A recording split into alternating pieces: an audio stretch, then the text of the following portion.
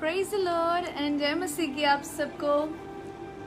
मैं आशा करती हूँ कि मैं ऑडिबल हूँ और आप मेरे को देख पा रहे हैं। तो आज जैसे आपने इसका टाइटल पढ़ा होगा कि एक लेज़ी व्यक्ति के क्या क्या कैरेक्टरिस्टिक्स हैं। वैसे तो बहुत सारी कैरेक्टरिस्टिक्स हैं, लेकिन मैंने 3 कैरेक्टरिस्टिक्स निकाल के रखे हुए हैं। लेकिन शुरुआत में एक कहानी से करना चाहती हूँ जो बड़े छोटे में आप सब ने शायद सुनी होगी, लेकिन अगर नहीं सुनी है तो एक और बार सुन लीजिए। जब मैं छोटी थी तो मुझे मेरी नानी ने ये कहानी सुनाई थी। तो एक आदमी था, वो बड़ा आलसी था, नेक्स्ट लेवल आलसी था। उसको 3 अंडे,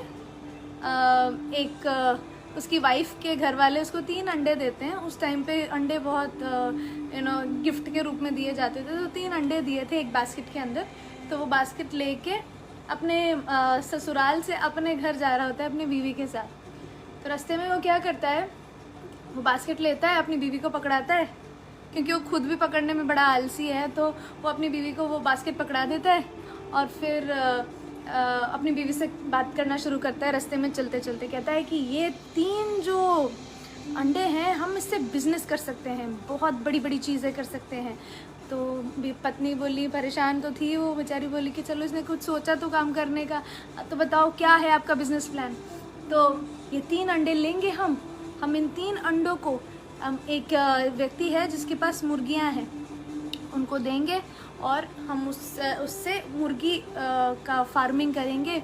एक अंडे से मुर्गी निकलेगी, फिर उस मुर्गी से हम और भी अंडे निकालेंगे और फिर और भी हैन का फार्मिंग करेंगे।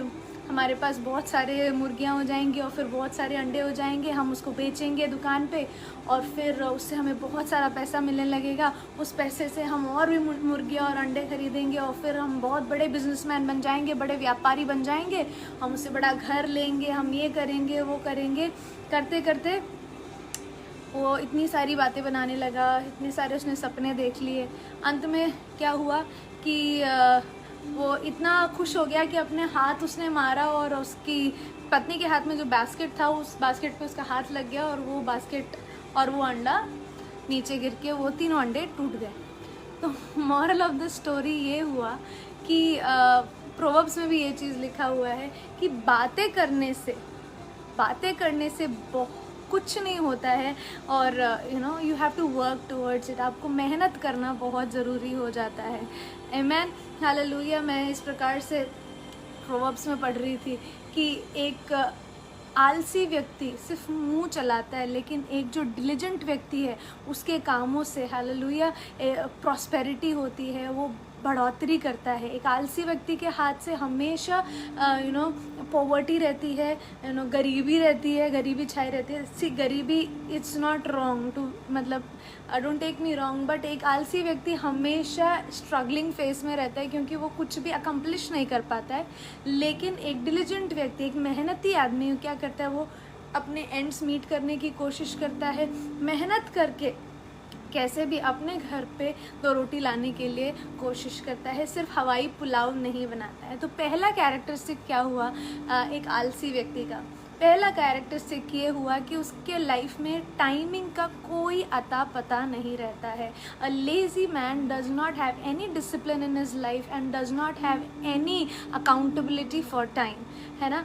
तो ना उसका सुबह उठने का कोई टाइम होता है, ना उसका सोने का कोई टाइम होता है। सुबह उठते ही, सोने वक्त भी फ़ोन स्क्रॉल करने की बात कर रही हूँ, या फिर XYZ रीज़न, खा पी के फिर सो जाना, खा पी के फिर सो जाना।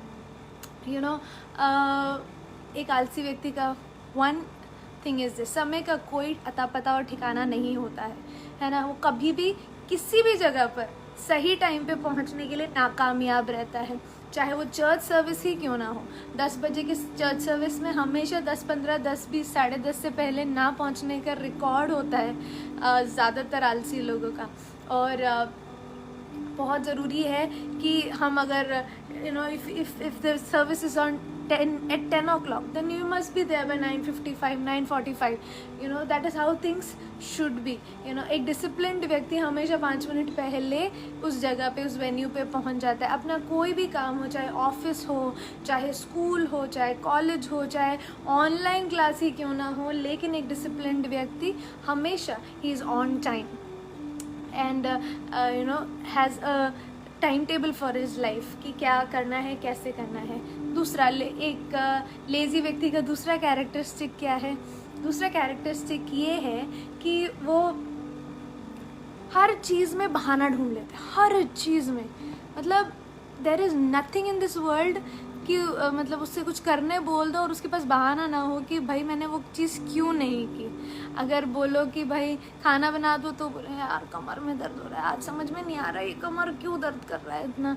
अगर कुछ कोई और काम करने के लिए बोला है तो ट्रैफिक का बहाना, या फिर दुनिया भर की सो मैनी बहाने एक आलसी व्यक्ति लेके आ सकता है जिसकी आप कल्पना भी नहीं कर सकते. वो इतने इनोवेटिव होते हैं मुंह चलाने में, है ना.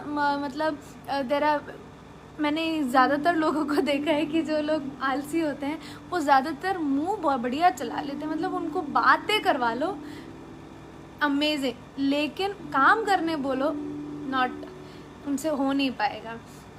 मतलब there is this spirit that does not allow them to do things and they don't do it also purposefully, है ना.